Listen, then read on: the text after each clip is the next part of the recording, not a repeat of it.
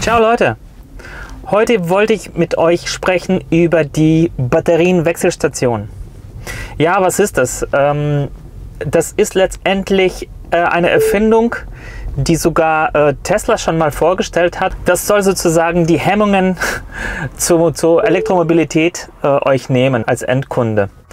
Und zwar hat Tesla damals demonstriert, wie schnell eine Batterie komplett vollautomatisch ausgetauscht werden kann.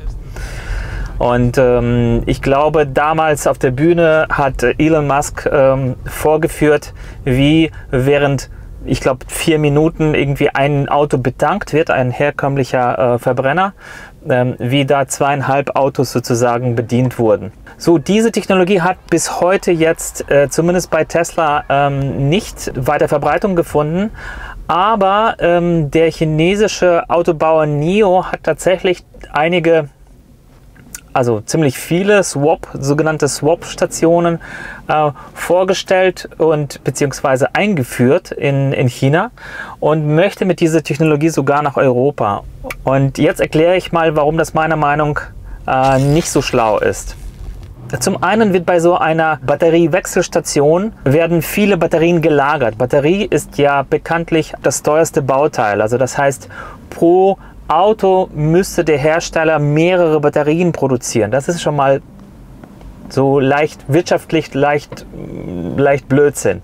Zweitens ist es so, dass das, was man jetzt momentan sehen kann, wie schnell eine Batterie bei einem Fahrzeug gewechselt werden kann, bei NIO in China, das sind ungefähr 8 Minuten mit zur Station kommen, das Fahrzeug verlassen und sozusagen das Fahrzeug dann mit der neuen Batterie ankommen.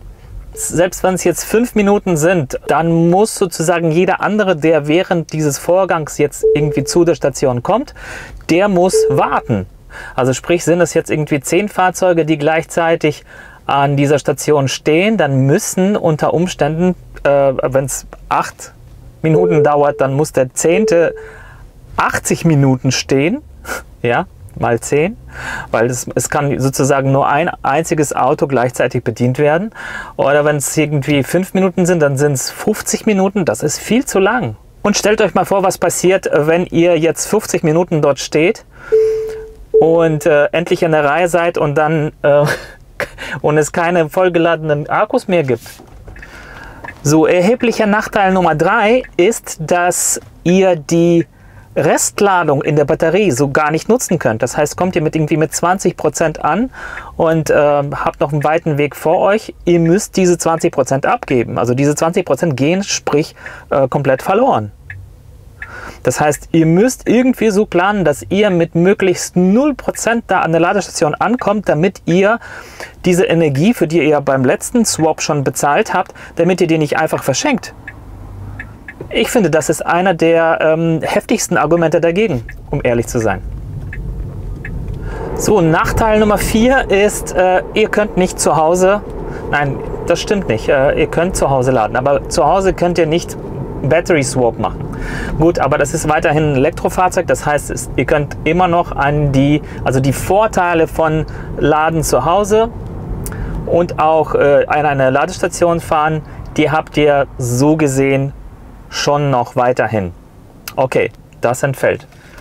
Dann würde ich noch sagen, dadurch, dass man in dem das Auto sozusagen der Station überlässt, weil das soll ja vollautomatisch geschehen, besteht noch irgendwie die Gefahr, dass irgendwas klemmen sollte. Es sind ja schließlich, wird die ganze Batterie entfernt und viel mechanische Bewegung geschieht dort und überall, ihr wisst ja vom Verbrenner her, überall, wo sich irgendwie Teile bewegen, gibt es Verschleiß und wo es Verschleiß gibt, dort können Sachen auch brechen und anhalten und so weiter. Das heißt, wenn ihr euer Auto dort irgendwie beim Battery Swap plötzlich geblockiert wird, dann muss ein Techniker her oder irgendwie jemand muss euer Auto dort befreien, möglichst mit einer vollen Batterie.